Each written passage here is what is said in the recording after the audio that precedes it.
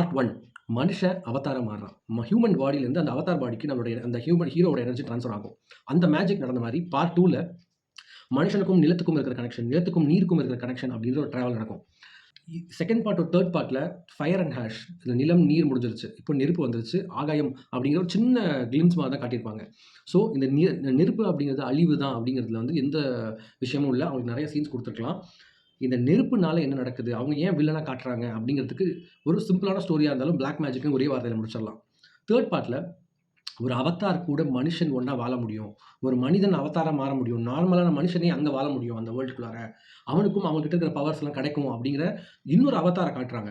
அந்த அவதாரை காட்டி தான் படம் முடிக்கிறாங்க. ஸோ இந்த 15 இயர்ஸ் ஜேர்னியில் ஒரு நார்மல் ஹியூமன் பீங் அவதார் ஆகிறான், ஒரு அவதாரா ஒரு ஹியூமன் பீங்காக மாறுறான். ஒரு சைக்கிள் நடந்திருக்குங்க. நிலம், நீர், ஆகாயம், காற்று, சூரியன் அப்படின்ற இந்த 5 எனர்ஜிஸை பேஸ் பண்ணுற அந்த கதையில் காற்றை பற்றி அடுத்த படம் இருக்குன்னு நினைக்கிறேன். சப்போர்ட் பண்ணுங்கள் நண்பர்களே.